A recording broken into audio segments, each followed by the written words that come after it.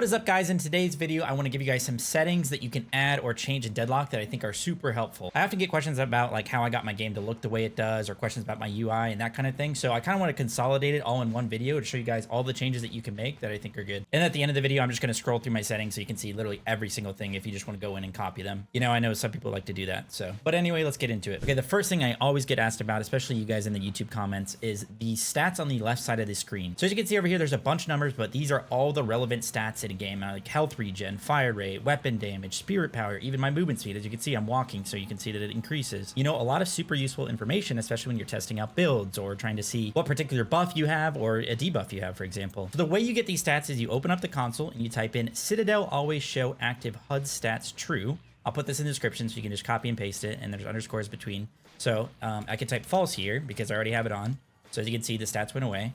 If I just do that again, but switch it to true, they're always up. You don't have to hold tab to see them. They'll just always be on the left side of the screen. Not invasive at all. It's really nice. However, that setting will turn off every time you turn off your game, but there is a solution. If you just go to your Deadlock in Steam, right click it, hit properties. In this section down here, launch options, you can just type in that command with a plus at the beginning. Again, it will be in the description. You can just copy and paste it. And now if you put that in the launch options, every single time you launch the game, it'll set it to true and you'll have those stats on the left side of the screen. Again, just super useful for quickly being able to access like important numbers in the middle of the game. And I think in the long run, it's going to help you a lot with building as well. Okay, the next one I often get asked about is my FOV, how I get it to look like this, because I do have my FOV turned up in game. So as you can see, it's set to 80 and you can increase it even more, but the in-game settings aren't really that great. Can't really get that far back with them. This is especially annoying on big characters like Abrams or Mo and Krill like we have here. But there is a setting or config change that you can make outside of the game to make it go further back. And I have already done a video on it, but it's super simple. So I figured I'd go through it real quickly in this video. Once again, you're just going to come over to your Deadlock in your Steam library. You're going to right click it, hit manage, browse local files. This will pop up. You're just going to double click game, then double click Citadel, and then go down to gameinfo.gi and right click that and open that with a text document or notepad, whatever. Once you have that open, it will look like this. What we want to do is hit Control F and type in convars, just CONVARS. We're just searching for it. It's going to highlight this convars down here. All you want to do is copy and paste this R aspect ratio 2.7 with the quotations. Again, this will be in the description. Just this, you're just going to copy and paste it right after the first brackets after convars. This 2.7 is the exact distance I use personally in game, but you can increase it if you want it to go further back. You can decrease a little bit if you want to be a little bit closer, but it's really that simple. You copy and paste it, you save it, make sure you save the text document. I'm not going to do it because I already have it adjusted, and then it will make your game look like this. This is technically what the game does anyway when you have like an ultra wide monitor or a really big monitor. And I know Valve recently added the FOV slider in game, but I hope they increase it even more because in my opinion, it does not go far back enough. And I think a lot of people agree. So hopefully they change that in the future. Okay. The next two things are a couple keybind changes that I think are really good. Of course, keybinds at the end of the day is mostly preference. You can change anything to really whatever you want. But I think these two are still really good and a bit more tried and true because a lot of people have done this, even top level players. The first one we want to change is our down dash to mouse wheel down. And the way you do that is you go to keybinds, go down to movement, crouch/slide, just add an extra option of being able to use mouse wheel down. What this allows us to do is use our mouse wheel down for down dashes, which is just good for movement in general. I think it's a lot more intuitive and helps a lot with just running around the map. But it's also very good for short hopping, which is a movement technique where you down dash in the middle of a shift dash and jump at the same time. It allows you to do a dash jump while only using one stamina. And you can do this on corners and stuff to get some nice corner boosting going. So normally you would just shift jump, but with the short hop, you do your normal shift dash or whatever the keybind is, and then you mouse wheel down in the middle of that while jumping at the same time. And it allows you to do a dash jump while only using one stamina.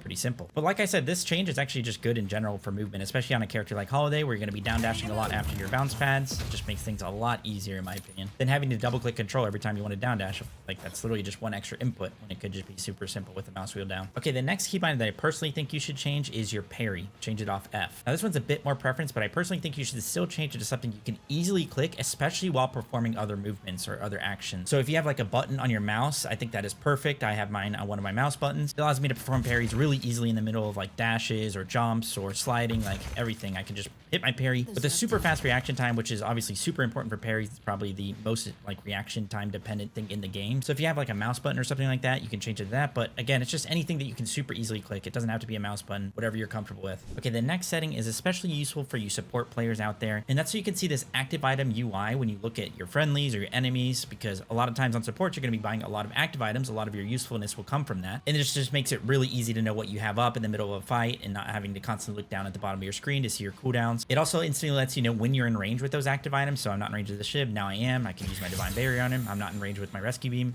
Now I am. I can with the Rescue Beam. Same thing with enemies. I'm in range with Knockdown, but not Curse. I'm now in range with Curse. So I can curse the Victor. So yeah, really good for support characters. And of course you can change this for everybody if you prefer it like that, but definitely recommend it on support characters. And the way you do this is you turn on hero specific keybinds. So you make sure this is turned on, go to a character like Paige, and you go down to her items and turn on active item casting, turn it to instant cast. If it's on confirm cast, then you won't be able to see it. You're gonna have to click it and then see that you have the knockdown, and you'll have to left click to confirm it. But if you set it to instant cast, then you'll have that option, so you can instantly just click C for the knockdown or whatever your keybinds are, and it'll save you a little bit of time and give you more information in a fight. And honestly, I have instant cast on all of my active items on every character, so I personally prefer it anyway. And while we're at it, guys, as a bonus cast change suggestion, if you guys are trying to play Apollo or get really good at him, I recommend changing your 3 or adding to your 3 the ability to right click it. So adding the keybind for right click. This is an ability you're gonna be using a lot, and I think just having it on right click allows you to use the movement a lot better during the casts of it. And on Apollo, being able to zoom in really isn't important at all because his gun doesn't even go that far anyway. And the last suggestion I have for you guys when it comes to settings and your keybinds is changing how you upgrade your abilities, because I'm pretty sure the default is you literally have to click tab and then click the ability down here, which is horrible when you're in the middle of a fight or it's a tense situation, where a fraction of a second could be the difference maker and whether you win the fight or get the kill or die. So I really recommend changing to something that you can easily click in the middle of the fight so you don't have to click tab and do all that. Mine are set to the function keys, because I come from Smite, so it's super easy for me to do this. I can easily click those. I also have big hands.